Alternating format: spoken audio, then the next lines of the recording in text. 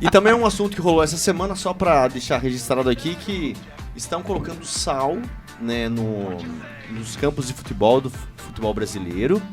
E é incrível, toda vez que eles colocam sal, o mandante da casa ganha. Então tá virando A macumba é boa. Jogar sal, macumba.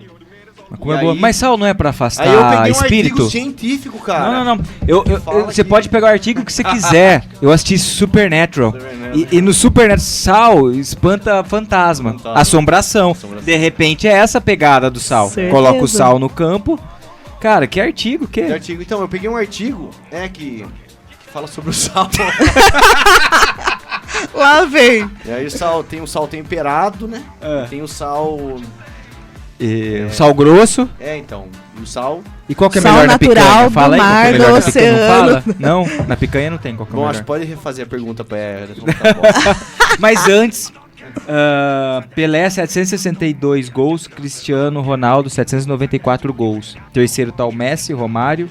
E tem um quinto, um tal de Puskás. Quem que é Puskás? Nossa, gente, eu conheço. Eu não manjo do futebol, então eu conheço até o número 4 Mas aqui. o Pelé ainda tá na frente ou não? Quem tá em segundo? Cristiano Ronaldo. Cristiano Ronaldo ultrapassou o Pelé, então. O Pelé. E aí eu vi o Neymar falando que faltava não sei quantos gols pra ele alcançar o Pelé. Mas ele nem aparece aí na lista. Ele tem que lembrar que depois de passar o Pelé, ele tem que alcançar o Cristiano Ronaldo. Tem isso, né? Raquel. Vamos lá. Uma história de sucesso sua. Um caso que você superou, foi muito bacana, seu case de sucesso. E uma história, vamos dizer assim, triste, uma história que você batalhou, ralou e não conseguiu sucesso. Então, é complexa essa pergunta, Éder. Porque assim, na neuropediatria, na neurologia em si, né, cada conquista é uma vitória para nós enquanto profissionais e para a família também. Então, cada pequeno movimento que essa criança apresenta, para nós é gigantesco. Mas eu tenho um caso de uma criança que demorou muito, e assim, na verdade, eu acho que até agora ela não tem diagnóstico fechado. E eu comecei a atendê-lo desde pequenininho, com 6 meses de idade. Era um bebê bem molinho, toda aquela questão hipotônica, era um bebê frágil, molinho. Você pegava, ele não sustentava nem a cabeça. E durante todo esse processo, né, o que ele tem, qual que é o diagnóstico, para que lado a gente vai, né? Hoje está muito forte isso nos profissionais fisioterapêuticos na pediatria, que a gente não deve focar na deficiência da criança, né? Na condição de saúde. Mas, de qualquer forma, a gente precisa saber qual é o diagnóstico para saber o porquê que aquela criança não está evoluindo, enfim. Mas sempre foi uma criança difícil de tratar por conta de toda essa hipotonia baixo tônus que ela trazia. E, além disso, quando ela alcançou os 3, 4 anos, eu e a família também percebemos que tinha alguma questão cognitiva. Então, alguma alteração de transtorno comportamental, enfim. Hoje, ele tem 7 anos de idade. Ele não fala, a comunicação dele é muito expressiva através de alguns sinais, então a família consegue entender, né? Alguns sinais, assim, leves, de expressão facial mesmo, quando ele está feliz, quando ele está triste, quando ele quer alguma coisa, mas ele desenvolveu a marcha. E isso, para mim, assim, eu me arrepio até de falar. Porque para uma criança tão grave, que trazia um comprometimento motor tão grave e que associado a isso tinha um comprometimento cognitivo também, é uma vitória ele andar, né? Hoje eu ainda trabalho toda a questão da marcha independência na deambulação dele, porque ele tem um déficit de equilíbrio, mas o fato de ele andar, para mim, é uma super conquista.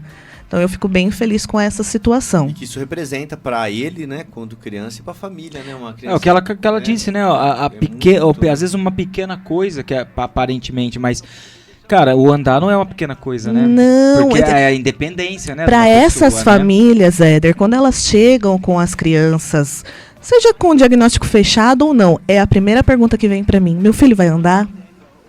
Então, isso é muito forte para eles, sabe? Essa questão, meu filho vai andar, é muito forte.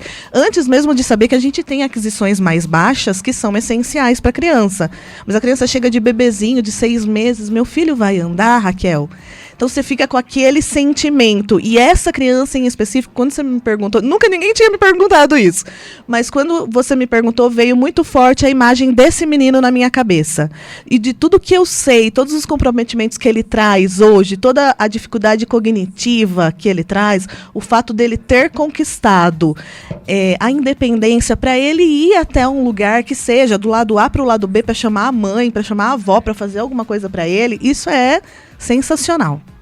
Sensacional. Eu vejo pelo meu filho mesmo que eu fico preocupado na questão de se ele vai se interagir bem com as outras crianças. Então foco meu, por exemplo, focar para que ele consiga interagir bem, né? Sim. Porque se comunicar, eu percebo que ele vai conseguir se comunicar, ele já tá melhorando bastante, falando bastante palavras. Uma questão de vai ter uma festa aniversário, por exemplo, ele fica sozinho, entendeu? Então isso que pra mim é uma barreira, né? Eu gostaria, tanto que sempre gostaria que ele se interagisse com outra criança, né? Seria o principal objetivo meu, que ele conseguisse desenvolver isso.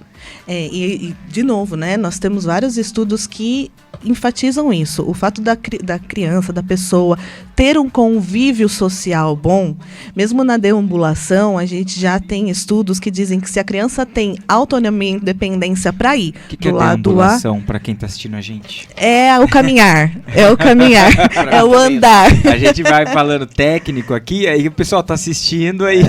Desculpa, às vezes o passa, termo né? técnico é complicado. Às vezes passa. Mas enfim, é o fato da pessoa sair de um ponto e ir até o outro. Isso independente de suporte. Seja de cadeira, seja de bengala, seja independente. O fato dela ter autonomia em manusear o suporte dela já traz uma evolução cognitiva para a criança, né? São sinaizinhos que aparecem lá em sistema nervoso central, são luzinhas que acendem lá a nível de cérebro, que comparado a uma criança isolada, somente dentro de casa, somente em cima de uma cadeira, isolada mesmo do convívio social, isso é gigantesco, é um ganho gigantesco.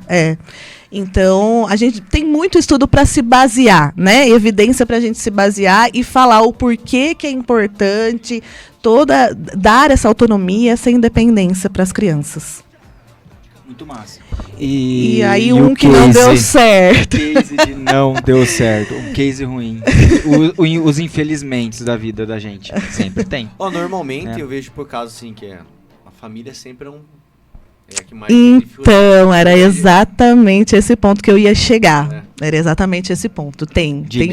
Eu tenho uma história, principalmente nessa questão que a gente começou a falar lá no comecinho da conversa, sobre quebrar esse vínculo, né? Esse desmame entre mãe e filho. E aí, lá no começo, eu não tinha muito respaldo de estudo. Eu tenho 8, 9 anos de atendimento na neuropediatria, eu considero ainda razoavelmente pequeno, né, diante de tantos profissionais. Eu tenho muita coisa ainda para aprender. Mas lá no comecinho eu não tinha muito respaldo de estudo, mas eu já sabia a necessidade de ter que desmamar um pouquinho, mãe e filho, né? Mas eu sempre gostei de ter a presença materna, olhando de alguma forma o meu atendimento, até para não gerar dúvida, né? Será que ela está fazendo mesmo um atendimento? E aconteceu que em um desses fatores a mãe ficou super irritada, porque a criança estava chorando demais.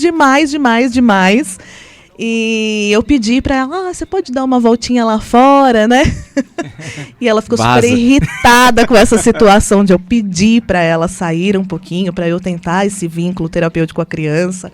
Ela ficou muito irritada, ela tirou a criança do meu colo e saiu com a criança para fora da clínica, né? E com isso eu fiquei, acho que 4 ou 5 anos sem ver esse menino. Hoje ele retornou para mim com todos os comprometimentos motores possíveis, encurtamento muscular, dificuldade de ADM, né, amplitude de movimento. Então, assim, eu vejo isso como um case ruim por conta do prejuízo que essa criança teve na falta de atendimento. E foi por uma situação que eu não soube também controlar, né? Porque talvez, não sei, se eu tivesse sabido falar um pouquinho melhor com essa mãe, né? Ter esperado um tempinho a Às vezes mais a para ela gente acaba puxando confiar. pra gente ainda o negócio, né? Assim, mas é uma verdade, porque lá no comecinho, Éder, é assim um processo. A gente, até as mães, as próprias mães de crianças com necessidade, com deficiência, com necessidades especiais, dizem que é um processo de luto. Né? Porque muitas delas não sabem a criança que vai vir.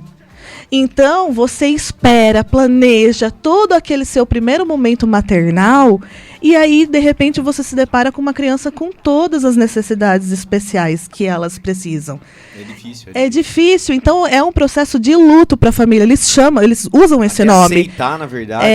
Na psicologia, eles usam esse nome, né? Enfrentar como um processo de luto, para você aceitar a criança que você tem, não a criança que você idealizou. Então, se eu soubesse, talvez, desse fator, eu teria tratado um pouquinho diferente, com um pouquinho mais de cuidado. Um pouquinho mais de temperança, vamos dizer assim, com a mãe, um pouquinho tal. mais de dedos para Tentar falar. esticar um pouco mais os atendimentos para falar um pouquinho mais lá na frente, né? Sim, exatamente isso. Eu vejo pelo meu filho, por exemplo, né? Que nem ele não pede nada no supermercado e nem nada, não pede. Então, você tem como para oferecer. Uhum.